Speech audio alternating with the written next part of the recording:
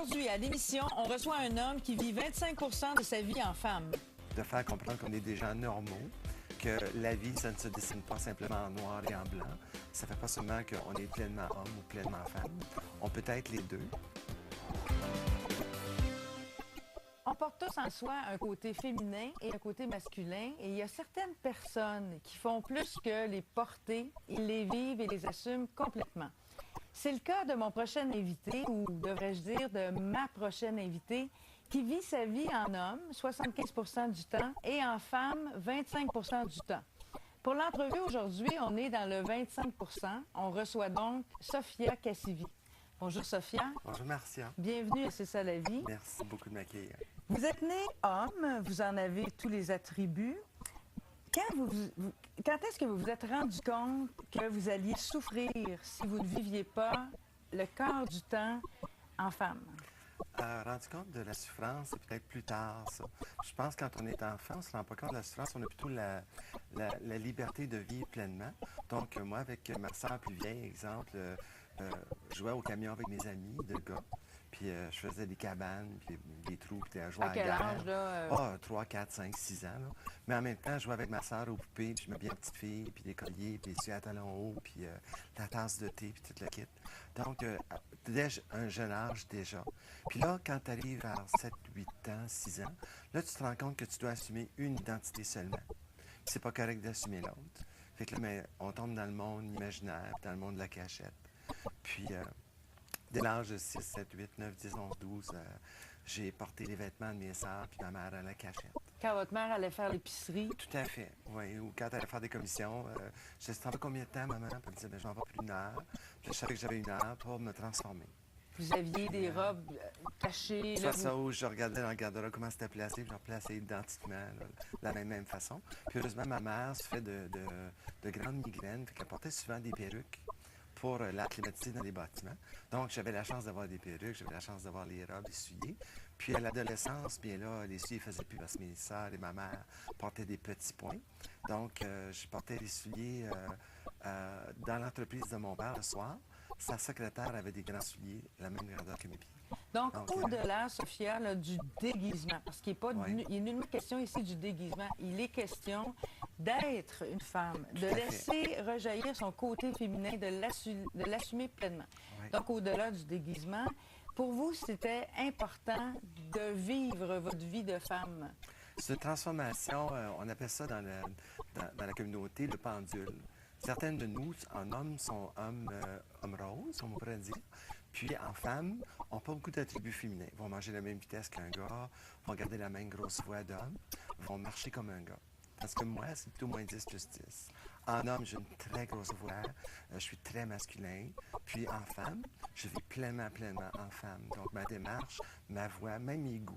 Exemple, en homme, j'aime pas les fraises. En femme, j'adore le goût des fraises. Donc, vous avez une vie d'homme. Vous êtes marié, vous avez des enfants, vous avez votre vie d'homme, homme d'affaires, et vous avez votre vie de femme. Oui. Expliquez-moi comment vous êtes arrivé à assumer pleinement ce 25 de vie de femme. Ça n'a pas dû être facile de laisser entrer Sophia pleinement dans votre vie. C'est encore par instant difficile parce qu'on voit que dans la société, il y a beaucoup de jugements. Puis, du fait que je suis travesti et non transsexuel, je vais de une à l'autre. Donc, je vais de l'homme à la femme, de la femme à l'homme, de l'homme à la femme. Une transsexuelle, c'est une transformation de l'homme complètement vers la femme. Il n'y a pas de retour. Et là, pour que les gens comprennent bien, il n'est nullement question ici d'orientation sexuelle. Nullement question d'orientation sexuelle. C'est identité sexuelle. Tout à fait. Donc, vous avez une femme, et quand au lit, on ne rentrera pas dans les détails, mais au lit avec votre femme, c'est l'homme. Tout à fait. Donc, vous avez vos rapports sexuels avec votre femme comme un homme avec une femme. Oui, et quand vous êtes Sophia, c'est Sophia, la femme, qui va magasiner, qui va au restaurant avec ses amis de filles. C'est ça. Puis, dans la communauté, on a fait faire des études. Je suis quand même président de l'association transgenre d'Ottawa, qui est la plus vieille organisation au Canada. Puis, je donne des conférences aux États-Unis, au Canada. Puis, on a fait faire plusieurs études. Et le taux d'homosexualité chez les transgenres, chez les travestis transsexuels, est le même que chez l'homme ou chez la femme. Donc, c'est environ 10 de nous qui sont vers l'homosexualité comme l'homme. vous faites poser cette question-là souvent si vous Constamment, êtes gay constamment, alors oui, que vous ne absolument. l'êtes pas. Chez l'homme, c'est la question numéro un. Chez la femme, c'est drôle. La question numéro un, c'est quelle salle de bain que vous allez. Ah oui? Comme de raison, on va dans la salle de bain des femmes quand on est en femme. Mais la gente féminine nous accueille souvent avec beaucoup d'amour, beaucoup de respect, beaucoup de support. Ça répond à quel besoin quand vous êtes femme? Ça répond au besoin de respecter qui je suis pleinement. Parce que mon épouse le dit, mes enfants aussi, il y a une partie de moi qui doit respecter Sophia. Et je le fais, je l'assume. Puis en même temps, bien, il y a un petit côté un peu humoristique là-dedans. J'avais un ami qui m'a déjà dit ben, tu ne respectes pas ton épouse 25 du temps.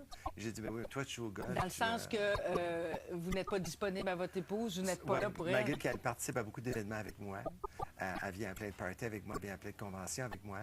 Je voyage beaucoup à travers les États-Unis et le Canada. Et qu'est-ce que vous avez répondu à cet ami-là? J'ai dit à cet ami-là, toi, tu joues au golf, tu joues au hockey, tu vas à la chasse, tu vas à la pêche.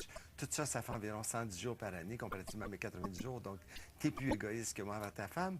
Et elle ne peut pas porter ta carabine ou ton sac de golf, tandis que moi, mon épouse a 2 fois plus de sacs à main ou de souliers ou de bas que la tienne.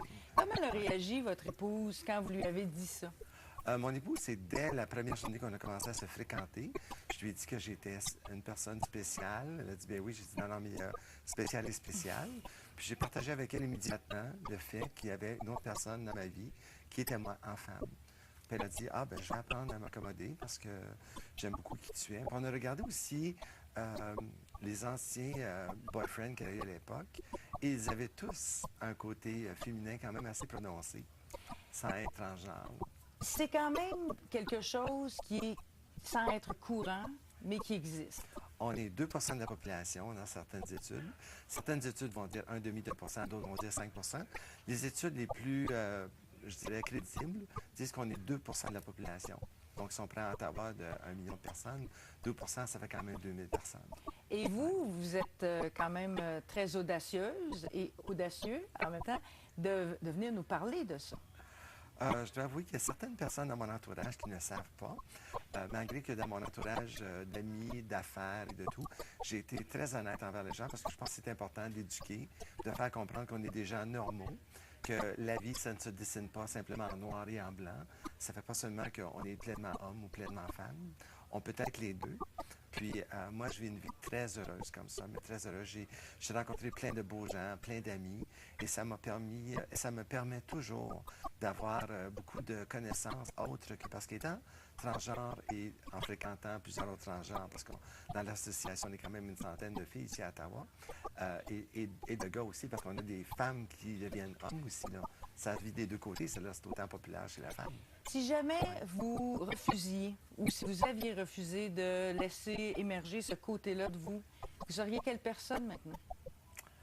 Je vous dirais, bien, dans le sens que je comprends votre question, j'ai déjà fait ce qu'on appelle un purging en anglais. Qu'est-ce que c'est? Dans le sens de purger toute notre identité De nier. féminine, de nier.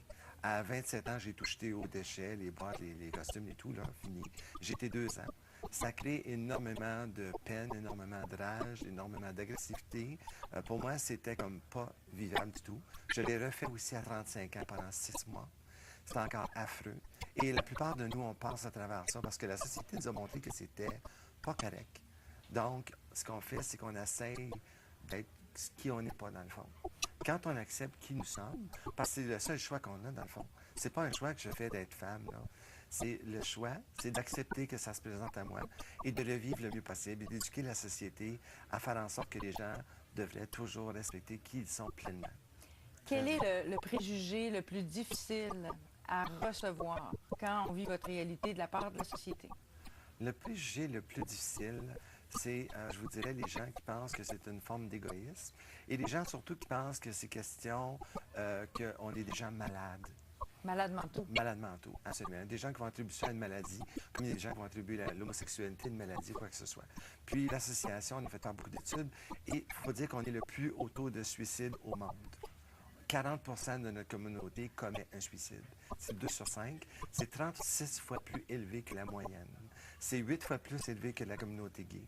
Donc, c'est le plus haut taux de suicide au monde parce que justement, les gens ont beaucoup, beaucoup de misère à se faire accepter pleinement. Puis il y a des gens, c'est quand même difficile. Moi, j'ai une force de caractère. Puis étant présidente et organisatrice de congrès et que je donne plein de conférences maintenant, je me suis dit qu'avec la force de caractère que Dieu m'avait donnée, comme on dit, vous vouliez contribuer. Tout à fait. Sophia, merci beaucoup. En terminant, là, je vois que vous avez des beaux ongles. Quoi, vous allez les enlever là, après oui, l'entrevue? Tout à fait. Oui, après, j'ai une couple de petites emplettes à faire en shopping. Là. Montrez-moi vos ongles. Puis après ça, on enlève le maquillage, on enlève la robe.